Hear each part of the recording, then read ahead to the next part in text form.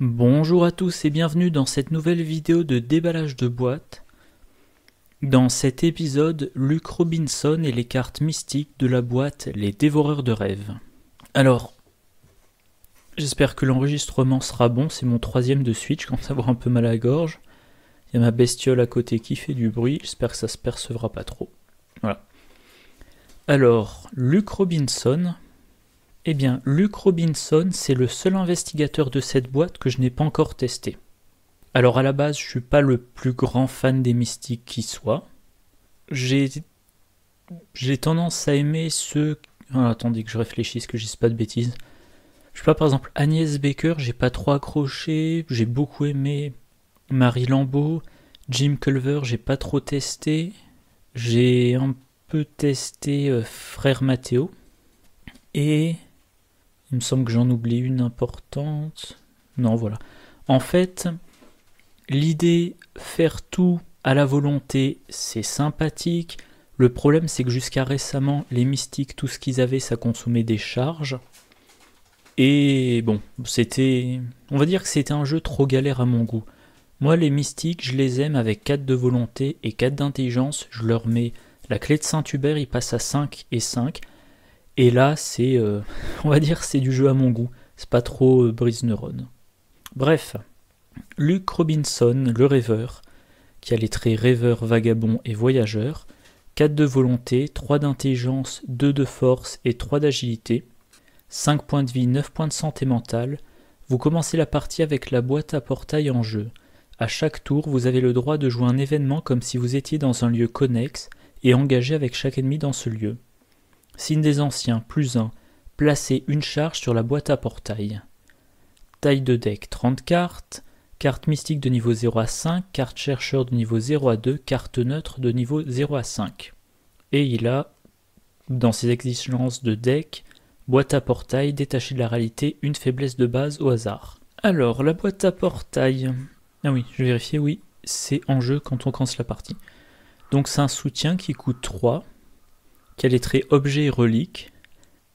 Utilisation 3 charges, action rapide, inclinez la boîte à portail et dépensez une charge, désengagez-vous de chaque ennemi engagé avec vous, cherchez le portail onirique, merveilleux voyage parmi vos cartes liées, mettez-le en jeu et déplacez-vous-y.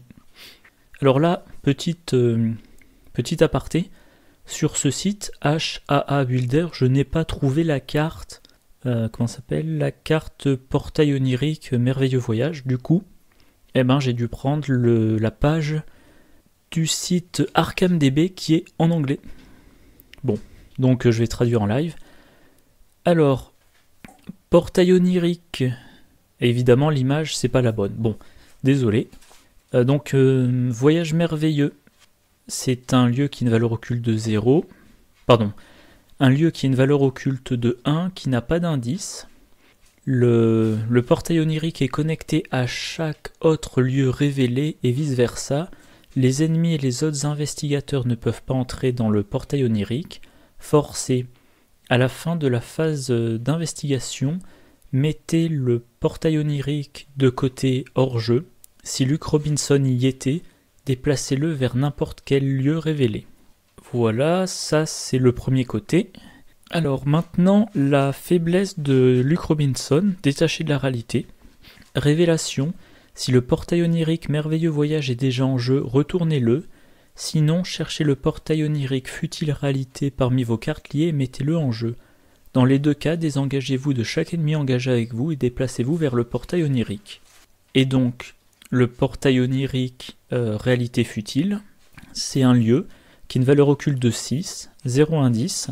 Les ennemis et les autres investigateurs ne peuvent pas entrer dans le portail onirique. Réaction, après que vous avez investigué avec succès dans le portail onirique, retournez-le. Forcé, à la fin de la phase d'investigation, mettez le portail onirique de côté hors jeu. Si Luke Robinson y était, déplacez-le vers n'importe quel lieu révélé et il subit 2 horreurs. Voilà. Donc, en fait, Luke Robinson, si on résume, il a en jeu une carte, que je la retrouve, voilà. Il a en jeu sa boîte à portail qui ne prend aucun emplacement. Et une fois dans le round, tant qu'il y a des charges, il va mettre en jeu un lieu Voilà. Pardon. Voilà. Qui est connecté à chaque autre lieu révélé. Ça c'est important. Mais qui est connecté à chaque autre lieu révélé et vice-versa. Et dans lequel seul lui peut entrer. Ce lieu a une valeur occulte de 1. Ça peut avoir de l'importance. Ah oui, j'ai oublié de préciser. D'abord, vous vous désengagez de chaque ennemi engagé avec vous. Donc en fait, imaginons phase de mid, vous piochez un ennemi.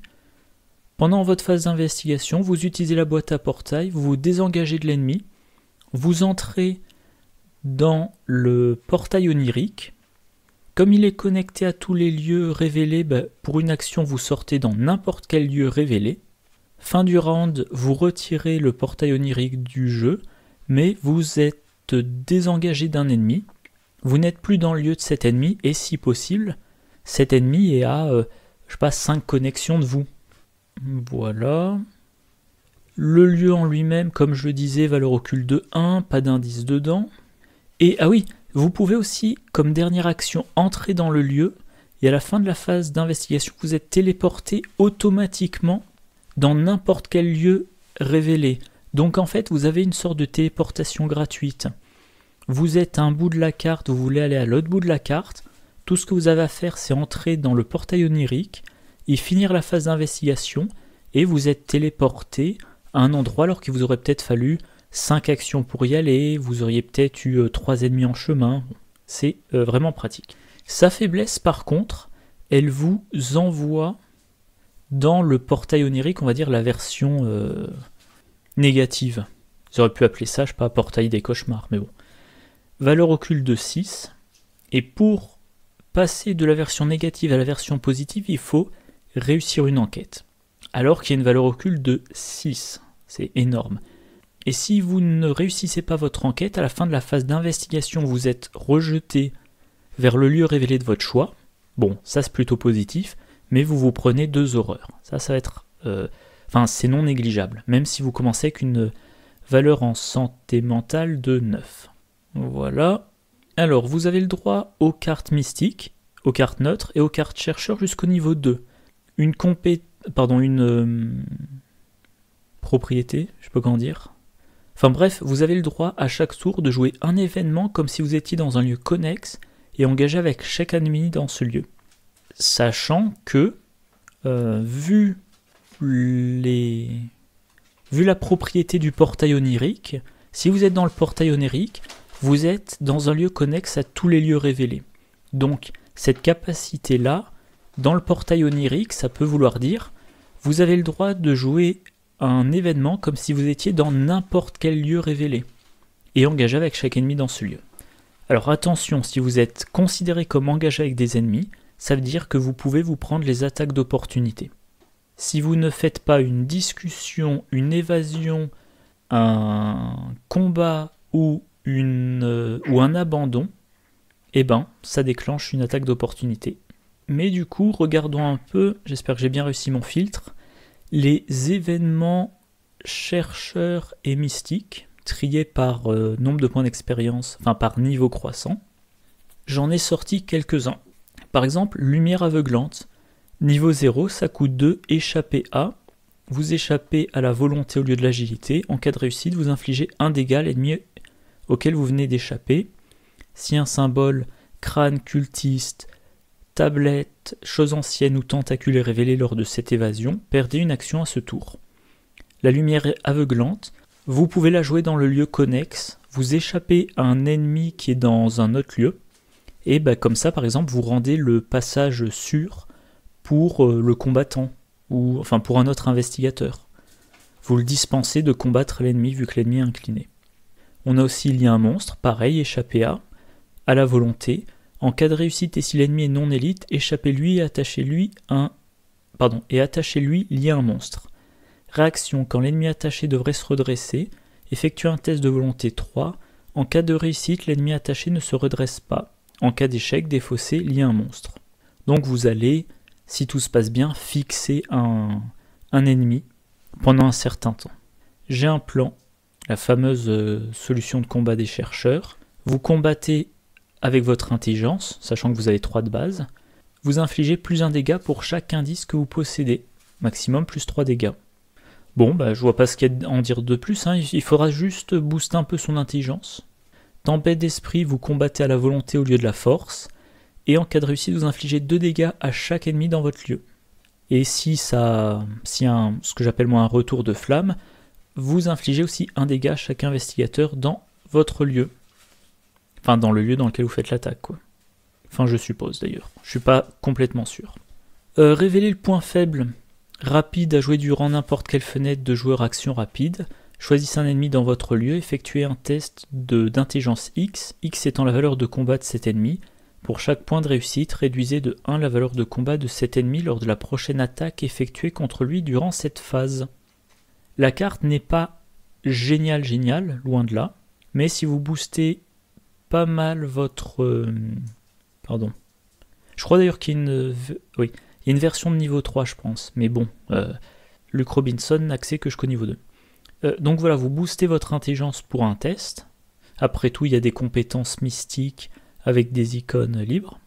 Vous boostez beaucoup votre intelligence et vous affaiblissez un ennemi pour une attaque dans un lieu connexe. Persuasion. Alors là aussi, bon, c'est une discussion, donc ça ne provoque pas d'attaque d'opportunité. Choisissez un ennemi humanoïde non faiblesse dans votre lieu et effectuez un test d'intelligence 3. La difficulté de ce test augmente de plus X, X étant la valeur d'horreur de cet ennemi. En cas de réussite, mélangez l'ennemi choisi dans le deck rencontre. Si c'est un ennemi élite, échappez-lui automatiquement à la place. Encore une fois, un test d'intelligence, encore une fois un test dur. Donc, une carte que moi je n'ai jamais jouée, elle n'est pas géniale avec Luke Robinson, c'est pas plus convaincant, mais bon, c'est une possibilité. Le savoir c'est le pouvoir, action rapide. Choisissez un soutien livre ou sort que vous contrôlez ou révélez un soutien livre ou sort de votre main. Résolvez une capacité d'action ou d'action rapide sur ce soutien en ignorant tous ses coups, y compris son coup d'action le cas échéant. Ensuite, si ce soutien était dans votre main, vous avez le droit de le défausser pour piocher une carte. Du coup, à moins qu'il y ait une subtilité qui m'échappe, vous pouvez très bien dire « Dans le lieu connexe, il y a un ennemi, je joue le savoir et le pouvoir, en considérant que je suis dans ce lieu, engage avec cet ennemi. » Désolé pour les bruits parasites.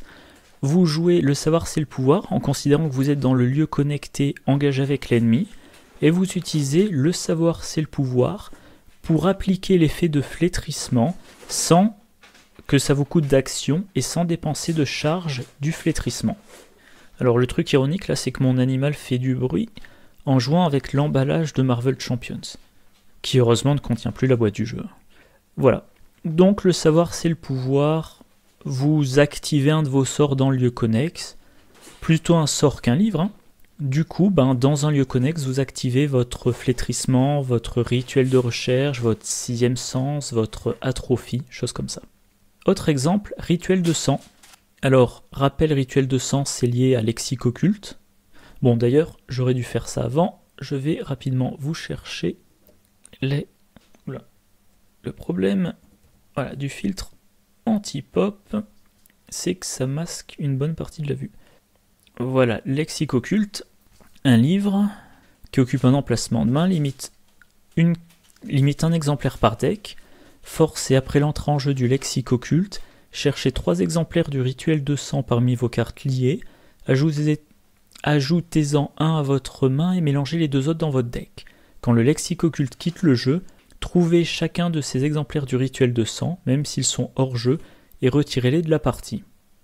Donc, je disais, vous jouez le lexique occulte, vous vous retrouvez avec un exemplaire de rituel de sang dans votre main, les 2 autres mélangés dans votre deck. Maintenant, au passage, rituel de sang mélangé dans votre deck, c'est un sort, du coup vous pouvez le tutorer avec l'initié aux arcanes.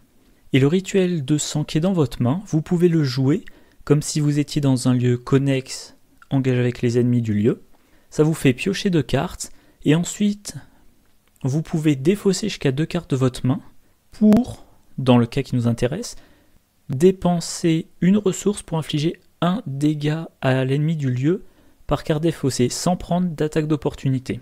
Donc imaginons, dans le lieu connexe, il y a un ennemi qui a une valeur de combat élevée, ou qui a riposte, ou qui pose un problème quelconque. Vous dites, je joue rituel de sang comme si j'étais dans le lieu de cet ennemi. Rituel de sang ne provoque pas d'attaque d'opportunité, ça vous fait piocher 2 cartes, Maintenant, vous avez juste à défausser 2 cartes de votre main, à payer 2 ressources, et vous infligez 2 dégâts à cet ennemi. Sans aucun risque pour vous. Rituel de sang, je l'ai beaucoup joué dans mon deck mine qui pioche très rapidement. J'en parlais il y a 2 vidéos. Dans la première vidéo que j'ai enregistrée cet après-midi. Rituel de sang, c'est extrêmement efficace. Dans un deck qui pioche rapidement, ça peut faire en 3 actions 6 dégâts directs sans test. Alors si vous n'avez pas un deck bâti pour la pioche, ça sera moins bon, mais c'est quand même très efficace, je trouve. Et encore une fois, les mystiques ont l'initié aux arcanes pour tutorer le rituel de sang. Voilà. Donc, bon, c'est quelques exemples, hein, mais des exemples d'événements qu'on va probablement vouloir, si on les intègre dans son deck, jouer depuis un lieu connexe. Un problème que va rencontrer Luke Robinson, c'est ce fameux portail, portail onirique, réalité futile. Si vous voulez en sortir sans vous prendre 2 horreurs, vous devez réussir une enquête dans le lieu. Or, le lieu a une valeur occulte de 6. C'est énorme. Même avec un chercheur pur, un chercheur fait spécifiquement pour l'enquête, 6 de valeur occulte, c'est dur. En plus, dans d'autres circonstances, mettons qu'il est en duo avec Minty-Fan, Minty-Fan, elle lui attribue une compétence. Pardon, je reprends. Quand un investigateur a un test très difficile à faire, il est possible qu'un autre investigateur lui attribue une compétence. Mais là, Luke Robinson, quand il est dans le portail onirique, aucun autre investigateur ne peut y entrer. Donc il n'y a pas un investigateur qui peut dire « je viens dans ton lieu et je t'aide ». Non, non. La seule exception, si je dis pas de bêtises, c'est Minty-Fan avec analyse quelque chose. Et mince, je vais devoir rechercher. Alors Minty-Fan... Ah oui, en plus vu la façon dont c'est trié, voilà. Esprit analytique. Vous avez le droit d'attribuer une carte à chaque test de compétence effectué par un investigateur dans un autre lieu. Donc Luke Robinson est dans son lieu avec une valeur occulte de 6. Minty-Fan est dans un autre lieu, forcément.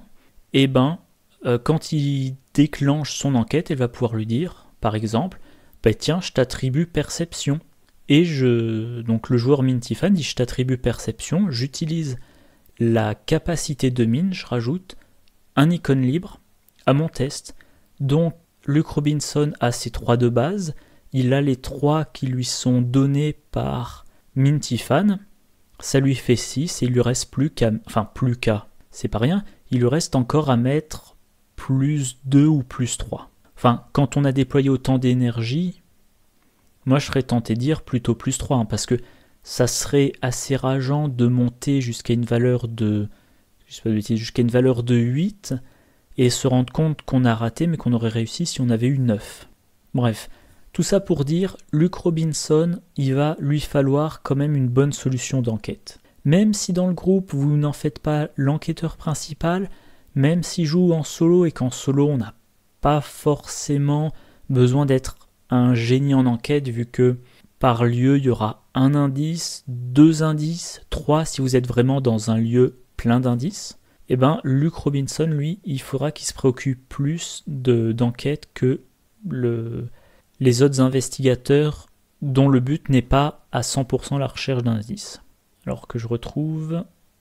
voilà. Alors, toutes les cartes mystiques et chercheurs qui ont enquête dans le texte, encore une fois triées par niveau croissant. On a par exemple le rituel de recherche, vous enquêtez avec votre volonté. Vous avez une volonté de base de 4 et une intelligence de base de 3, donc vous partez mieux.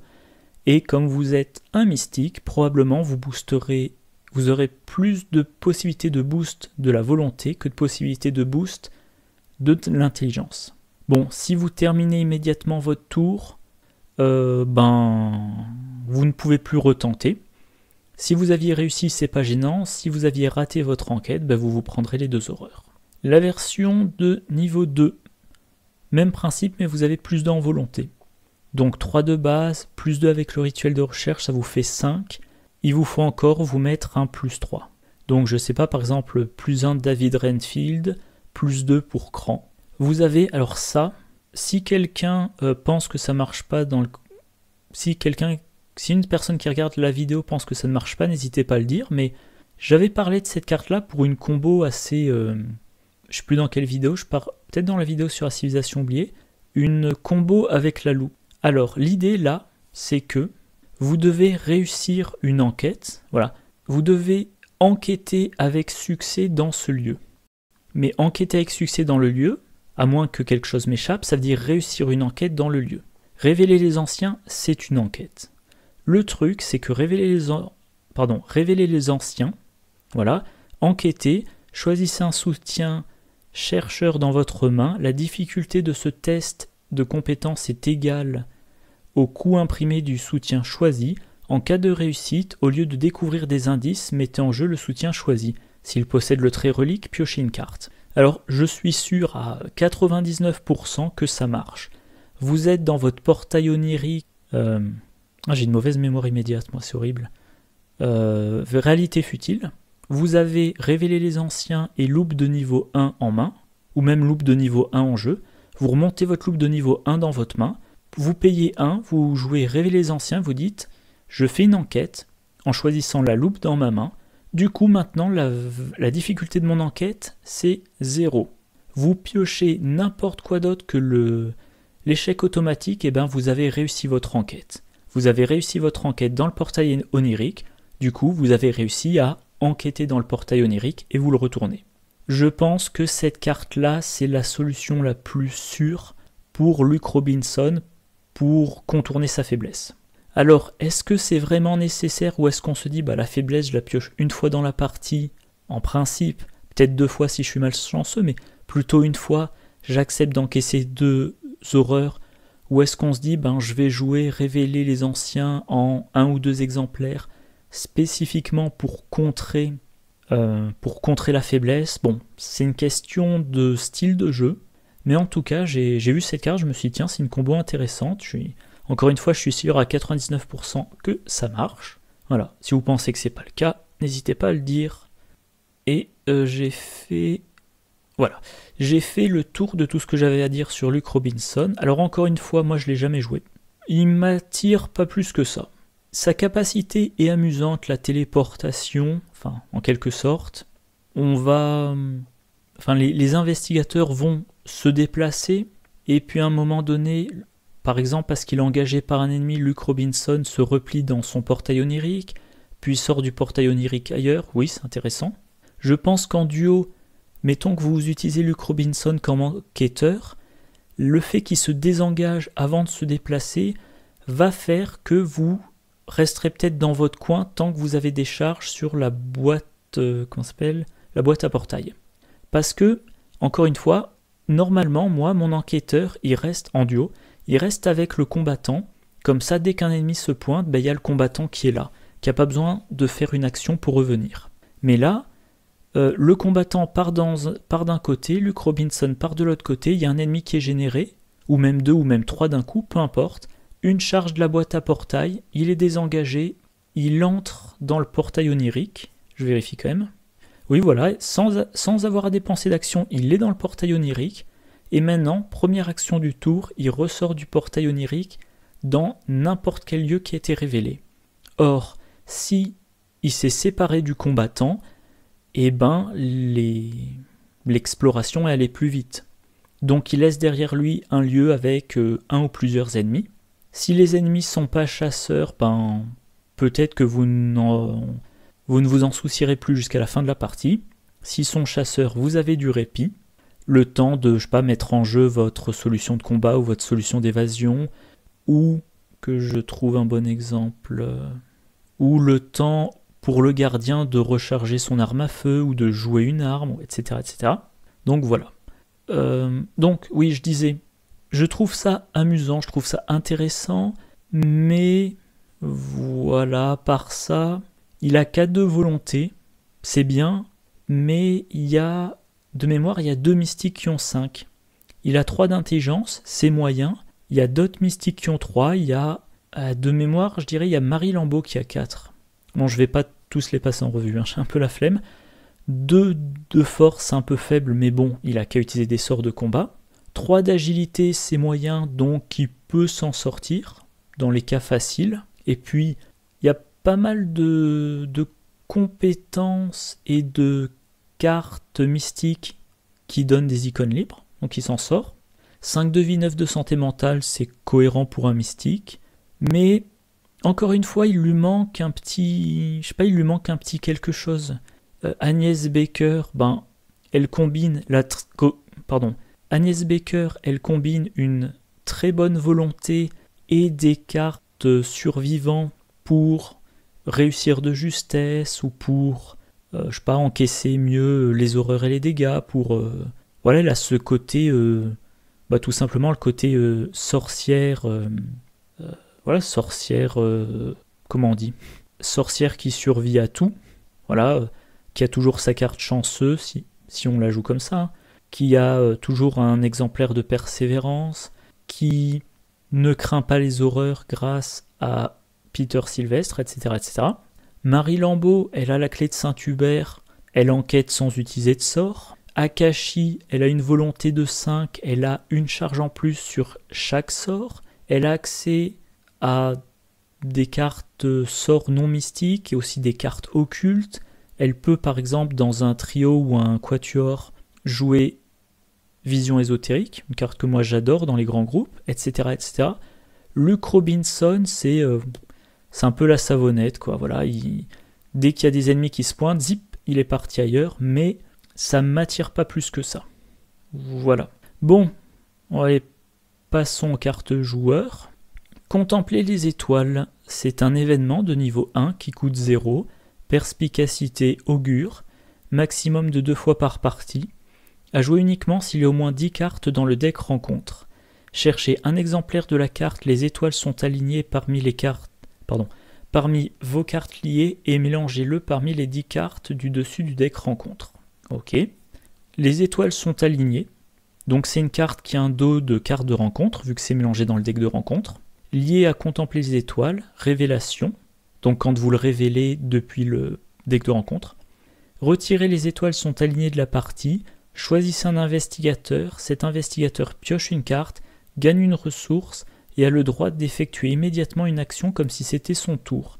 Cette action ne compte pas dans le nombre d'actions que cet investigateur peut effectuer à chaque tour. Du coup, dans un premier temps, vous jouez une carte, ça vous prend une action, mais 0 ressources, voilà cette carte, et vous mélangez parmi les 10 cartes du dessus du deck de rencontre une carte. Les étoiles sont alignées. Alors il faut qu'il y ait au moins 10 cartes dans le deck de rencontre. Et ça, vous pourrez le faire au maximum 2 fois dans la partie. Et si pendant une phase de mythe, vous piochez les étoiles sont alignées, au lieu d'avoir une carte qui est forcément négative, plus ou moins gênante mais négative, vous avez une carte qui vous dispense d'effets négatifs, qui vous donne une carte, qui vous donne une ressource et qui vous donne une action. Alors ça demande de la préparation. Si ça se trouve, vous ne piocherez jamais les étoiles sont alignées parce que la partie sera finie avant, ou parce qu'avant il y aura un effet qui vous fera remélanger le deck de rencontre, mais sinon ça retarde une menace que vous supposez ou que vous connaissez du deck de rencontre. Ça vous donne une carte, normalement ça vous prend une action, une ressource, ça vous demande une action, et une action, c'est une action. Du coup, vous allez dépenser une action pour potentiellement, lors d'un tour, échapper au deck de rencontre et avoir l'équivalent de 3 actions. Je trouve ça génial. Le problème, c'est qu'il faudra, que les étoiles sont alignées soient révélées. Alors, que je retrouve, recherche, carte. Voilà, parchemin des secrets de niveau 3 chez les chercheurs. Un soutien qui coûte 1, qui est niveau 3, qui occupe un emplacement de main, utilisation 3 secrets. Action, incliner le parchemin des secrets, dépenser un secret. Regardez les 3 cartes du dessous de n'importe quel deck investigateur ou du deck rencontre. Vous avez le droit de défausser une de ces cartes. Vous avez le droit d'ajouter une de ces cartes à la main de son propriétaire. Placer les cartes restantes soit au-dessus, soit sous le deck correspondant dans n'importe quel ordre. Prenons le cas idéal. Il reste, alors la combinaison de têtes comme ça, elle n'est jouable que par Daisy et Mandy qui choisit comme classe secondaire mystique. La situation idéale, c'est que vous jouez les 2 exemplaires de Contempler les étoiles, alors que le deck de rencontre n'a plus que 10 cartes. Donc maintenant, le deck de rencontre, c'est 10 cartes rencontre et 2 cartes, les étoiles sont alignées. Vous jouez le Parchemin des secrets. Vous regardez les 3 cartes du dessous du deck de rencontre. Si vous trouvez un exemplaire de la carte les étoiles sont alignées, vous la mettez dessus. Si, alors dans l'ordre plutôt, il faut résoudre dans l'ordre la carte. Voilà, si vous trouvez une carte qui vraiment est dangereuse, et ben vous la défaussez. Voilà, alors imaginons par exemple vous jouez la civilisation oubliée, il y a une carte qui a vengeance, ben vous la défaussez. Si vous trouvez les étoiles sont alignées, vous mettez sur le deck de rencontre. Si vous trouvez une carte qui ne vous gêne pas du tout, vous pouvez la mettre également dessus. Et toutes les cartes que vous trouvez dangereuses, vous les laissez dessous. Enfin, la plus dangereuse de toutes, vous la défaussez. Si vous trouvez les étoiles sont alignées, vous mettez au-dessus. Et s'il reste d'autres choses, vous laissez dessous. Et une fois par tour, vous pouvez faire ça. Si vous jouez des îles, ça ne vous coûte pas d'action. Donc vous avez fait ça pendant une phase d'investigation. Phase de mythe suivant, chaque investigateur pioche une carte rencontre et voit si c'est les étoiles alignées ou pas. Et ensuite vous jouez Parchemin des secrets. Si vous êtes en duo, il y avait 12 cartes. Mettons que vous en avez défaussé une, il n'y en avait plus que 11, vous avez pioché une carte chacun, il n'y en a plus que 9. Alors, évidemment, si vous laissez beaucoup de cartes sous le deck de rencontre, le Parchemin des secrets sert peu. Si sur les 3 cartes, vous laissez tout en dessous, le tour suivant, ça ne sert à rien d'utiliser le Parchemin des secrets. Par contre, si sur les 3 cartes, vous en défaussez une et vous en mettez 2 au-dessus parce qu'elles ne sont pas gênantes, la prochaine fois que vous jouez le Parchemin des secrets, les 3 cartes du dessous sont 3 nouvelles cartes. Donc comme ça, vous pouvez hâter la sortie des étoiles sont alignées. Bon, ça coûte beaucoup d'expérience et c'est plus pour le fun que pour une réelle efficacité. Mais encore une fois, moi c'est le genre de combo que j'aime bien, je trouve ça amusant. Alors, dernière carte du pack, dernière carte mystique du pack. Ouverture de portail, c'est un événement de niveau 0 qui coûte 1. Trait sort, myriade rapide, à jouer uniquement lors de votre tour. Attachez cette carte à votre lieu, limite collective de 3 en jeu. Les investigateurs ont le droit de se déplacer entre 2 lieux avec une ouverture de portail attachée comme si ces lieux étaient connexes. Voilà, en quelque sorte, vous créez un portail de téléportation. Et vous pouvez avoir 3 portails comme ça en jeu. Donc, vous pouvez en une action aller du lieu A au lieu B, ou du lieu A au lieu C, ou du B au C, ou du C au B, ou du C au A, etc. Peu importe la distance entre les lieux. Cette carte-là, je l'ai beaucoup jouée depuis que je l'ai, et je la trouve géniale. Dans certains scénarios, alors je crois que j'ai dit ça exactement il y a 2 vidéos, dans la vidéo sur les chercheurs, enfin sur les cartes chercheurs. Donc l'effet de cette carte est génial. Le truc, c'est qu'il faut en avoir 2 exemplaires dans la partie. 3, c'est encore mieux, mais il en faut moins 2. Du coup, c'est mieux dans un deck qui a de bonnes capacités de pioche ou de tutorat. Alors, les mystiques ont l'initié aux arcanes pour aller chercher cette carte vu que c'est un sort. Les chercheurs, Daisy, elle pioche un peu comme tous les chercheurs. Elle a aussi le vieux grimoire.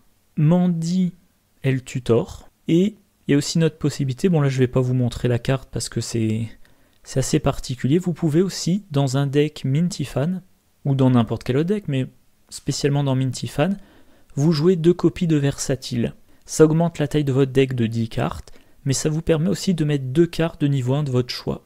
Vous mettez 2 ouvertures de portail, vous avez 2 copies de cette carte dans un deck de 40 cartes, plus carte signature, plus carte faiblesse, etc. Et il suffit que vous ayez un solide moteur de pioche dans votre deck Minty-Fan pour piocher ouverture de portail. Et voilà. L'utilisation idéale de cette carte, ce sont les scénarios avec une nécessité ou une quasi-nécessité d'abandon à la fin, et pour lesquels le lieu d'abandon est en général le lieu de départ ou un lieu proche. Parce que ça veut dire que vous commencez votre scénario dans le lieu A, vous vous déplacez vers le lieu B, le lieu C, le lieu D, etc. Puis une fois arrivé à 5 connexions de distance, il est temps d'abandonner. Et là, vous devez faire le chemin en sens inverse. Peut-être que vous avez laissé des ennemis derrière, peut-être que vous avez laissé des cartes traîtrises attachées à des lieux. Si vous avez pu jouer une ouverture de portail sur le lieu de départ ou un lieu proche, et que vous vous rendez compte maintenant qu'il faut abandonner, vous jouez l'ouverture de portail dans votre lieu, et potentiellement, l'investigateur qui a cette carte-là en main, il dit « Je commence la phase d'investigation. Je joue la carte, c'est rapide. Une action, je me déplace. Deuxième action, je me déplace vers le lieu de départ. Ah, je suis engagé par l'ennemi qu'on avait laissé là, peu importe, j'abandonne. Le deuxième investigateur fait pareil, et puis ensuite le troisième, le quatrième, s'il y en a 4. Et voilà. Une carte qui vous permet d'abandonner en 2 actions au lieu de 3, 5, 7... Voilà. Ça peut vraiment sauver une partie. Voilà, je crois que j'ai fait le tour de ce que j'avais à dire. Allez, et si je suis toujours aussi en forme après le repas, j'enchaîne ma 4e vidéo de l'après-midi, youhou. Donc, je disais, Luke Robinson, il a une capacité amusante. Voilà, j'ai décidé, moi maintenant je vais l'appeler Luc la Savonnette, parce que j'aime beaucoup cette idée de, je suis dans un lieu, hop, je vais dans un lieu dans lequel je suis seul à pouvoir entrer, puis hop, je vais dans n'importe quel autre lieu révélé. Mystique, chercheur, ouais, c'est sympathique comme association. On avait déjà Daisy qui était chercheuse mystique, mais je sais pas, je le trouve pas... Comme je disais tout à l'heure, je le trouve pas particulièrement de charme. Il est pas assez haut en volonté pour être, je sais pas, no-brain comme Agnès Baker. Il est pas assez haut en intelligence pour que j'ai envie de le jouer en solo comme Marie Lambeau. Il n'a pas un effet très fort qui incite au combo comme Père Mathéo, avec qui on a envie de manipuler un peu le sac du chaos, de piocher plus de jetons, mais de sélectionner des jetons afin de faire sortir le plus possible le signe des anciens. Il n'a pas la réserve de charge d'Akashi Onyele, etc., etc. Bon. Ah bah tiens, c'est amusant, les 3 cartes sont des événements. Alors, la combinaison contempler les étoiles et les étoiles sont alignées, moi je trouve ça très amusant. C'est pas forcément super efficace. Oui, récemment, pendant mes parties, je mettais en fond sonore les vidéos de Shep et Ryzen sur le jeu, les Open the Box. Et donc Shep disait, les mystiques, il y a toujours une contrepartie à leur carte. Et là, c'est ça. Quand vous révélez les étoiles sont alignées depuis le deck de rencontre, c'est génial. Mais vous n'avez aucune certitude de le révéler. Donc, dans le cas idéal, c'est vraiment génial.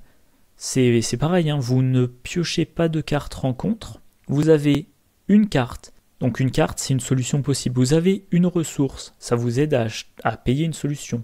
Vous avez une action de plus, par exemple pour vous rapprocher de la sortie, mais action que vous jouez immédiatement, si j'ai pas de bêtises. Voilà, donc éventuellement, le premier investigateur révèle cette carte-là, il se déplace pour aller dans le lieu de l'autre investigateur, au cas où ce deuxième investigateur piocherait un ennemi. Le premier serait là pour l'aider à combattre. Voilà. Les étoiles sont alignées, c'est génial. Ensuite, il faut le piocher du deck rencontre. Ça dilue la dangerosité du deck de rencontre, mais faut pas trop compter sur la carte. Ouverture de portail, c'est génial. Mais c'est pareil, vous en mettez 3 dans votre deck, je pense. Tant qu'à faire, vous pouvez en mettre 3, vous en mettez 3. Et vous devez en piocher au moins 2. Et si vous piochez les 2 en fin de partie, ça va vous servir quasiment à rien. Ou alors, le joueur qui l'a, il en met une comme action rapide, il fonce, éventuellement au passage, il fonce. Il fonce, il se prend des attaques d'opportunité, il pose le deuxième portail, et là, les autres investigateurs font en une action le trajet que lui a fait en 3 actions, et ça leur permet d'avoir... d'économiser des actions éventuellement pour que eux arrivent à abandonner en laissant le mystique derrière eux, ou pour qu'ils puissent vaincre l'ennemi engagé avec le mystique et que les 3 puissent fuir ensemble ou mener le dernier combat ensemble. Je me rends compte que là, dans toutes mes explications des dernières vidéos, je pars du principe que qu'un scénario se finit par l'abandon, mais objectivement, en jouant la campagne de Carcosa, alors je ne vais pas divulgacher les fins de scénario, mais il y a plusieurs scénarios où soit vous êtes obligé d'abandonner pour mettre fin au scénario, soit vous vous retrouvez à un stade où vous dites bon ben mieux vaut abandonner qu'être vaincu.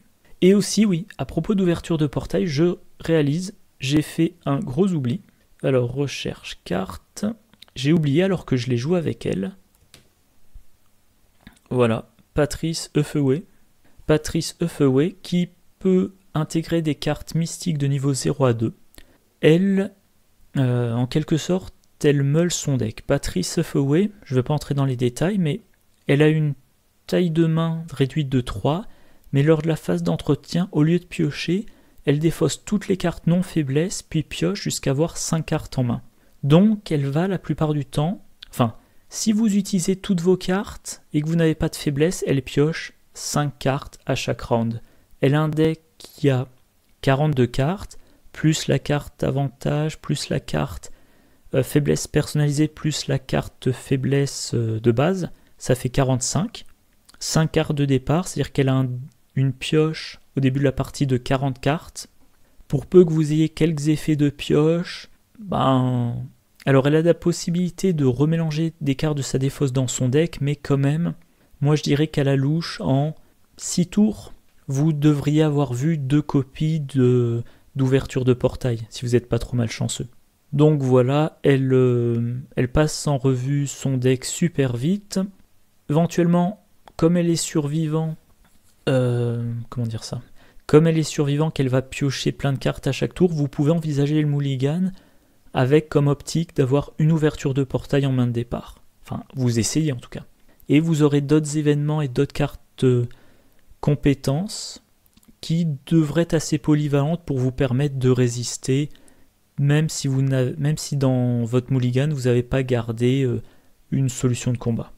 Bon, à tenter. Moi, je l'ai un peu joué, Patrice Eufeué. Je pensais qu'elle serait géniale en solo et j'ai pas trop réussi. Bref, voilà, je crois que maintenant, ça conclut définitivement cette vidéo. Bon, comme d'habitude, j'espère que vous avez apprécié. J'espère que le contenu de la chaîne continue à vous plaire. Là, on est le 15 décembre. Je vais essayer d'enregistrer la dernière... Enfin, en tout cas, la vidéo des cartes survivantes. Je ferai peut-être les cartes faiblesse en même temps. La vidéo pour le pack... La vidéo pour le premier pack du cycle... Pardon, je perds un peu le fil de mes pensées. La vidéo pour le premier pack du cycle, j'essaierai de l'enregistrer dans la semaine. Dans la continuité, j'essaierai d'enregistrer la vidéo du deuxième pack du cycle. C'est le dernier pack sorti, si je dis pas de bêtises. Je monte tout ça fin décembre et début janvier, je fais une pause d'Arkham pour faire du Marvel. Bon voilà, je vous souhaite une bonne journée, une bonne soirée, bonne fin d'année, etc., etc. Et je vous dis à la prochaine. Au revoir.